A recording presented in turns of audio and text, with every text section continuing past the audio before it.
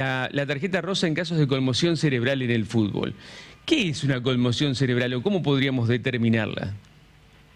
Bueno, primero, una conmoción cerebral, en el caso por ejemplo, del fútbol, se da como secuela de un traumatismo de cráneo. Ajá. Es decir, hay un golpe en la cabeza, como estamos viendo en la figura, por ejemplo, y el paciente tiene algunos síntomas. Primero hay que diferenciar que los grados de traumatismo de cráneo, si bien hay dos clasificaciones, la más antigua, digamos que era conmoción cerebral como primer grado, luego la contusión cerebral y por último la laceración cerebral. En la conmoción cerebral es el grado mínimo, digamos, de lesión donde uno no comprueba lesión orgánica. Es decir, no hay una lesión en el cerebro que uno lo pueda comprobar a través de una tomografía computada o una resonancia magnética. Sin embargo, en una contusión o una laceración sí encontramos alteraciones orgánicas. ¿Y qué es lo que presenta? Bueno, en el momento del traumatismo del cráneo, el paciente puede desde quedar obnubilado, confuso, desorientado, hasta por perder el conocimiento durante unos segundos. Y luego comienza a recuperarse parcialmente, aunque queda con ciertos síntomas como por ejemplo mareos, inestabilidad, pérdida de equilibrio, dolores de cabeza y demás. Y la tarjeta roja se está implementando en esos casos para que ese paciente, para que esa persona que sufre, ese jugador que sufre un traumatismo de cráneo, se le da la tarjeta roja y puede ser reemplazado por otro jugador, más allá de que el equipo haya cumplimentado ya con los 5 cambios Claro, de reglamento. claro. Entonces, bueno, se ha implementado para eso. Ahora, es muy difícil también estar seguro de todo eso porque también se presta un poco de simulación. Eso le iba a Si preguntar, porque por ahí lo primero que se especuló son las sospechas de que se podría llegar a simular o que alguien podría hacer como que para lograr un cambio más.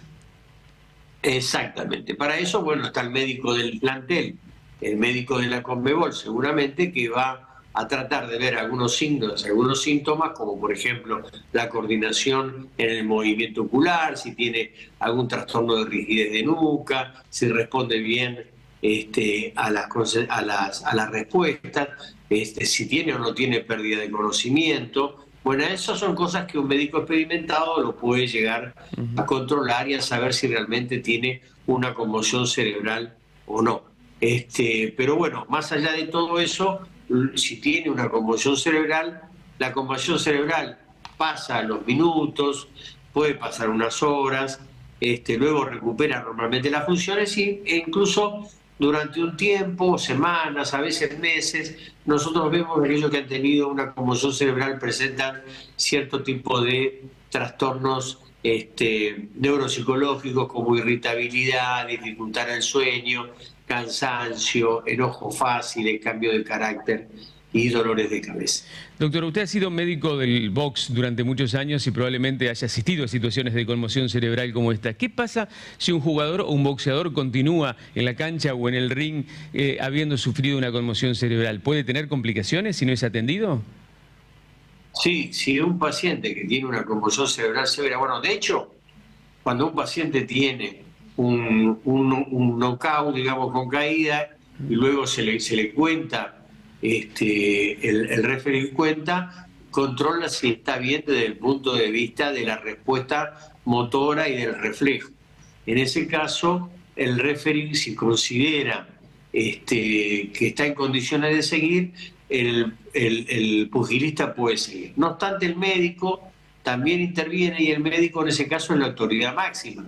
Si el médico ve que las respuestas son muy lentas, si no responde normalmente a los estímulos, si los movimientos oculares no son normales, en ese caso el médico puede suspender la pelea ante el riesgo de que en otro golpe, en otro traumatismo, se produzca una lesión más grave o que en ese mismo traumatismo después se transforme en algo muchísimo más grave. Todo es bastante subjetivo y va a depender de la pericia del referee y de la pericia del médico que es el que controla la pelea en el ringside, que está en la primera en la primera fila, entonces puede ver claramente cuando se produce un traumatismo de ese tipo. Ahí uno se da cuenta enseguida cómo cae el paciente, el pugilista, cómo cae en la lona, cómo golpea la cabeza, cuál es el grado de recuperación, si recupera fácilmente o no recupera. Si no recupera a los 5 o 6 segundos, uno trata de que sea nocaut y que se suspenda la pelea. Doctor, muchísimas gracias.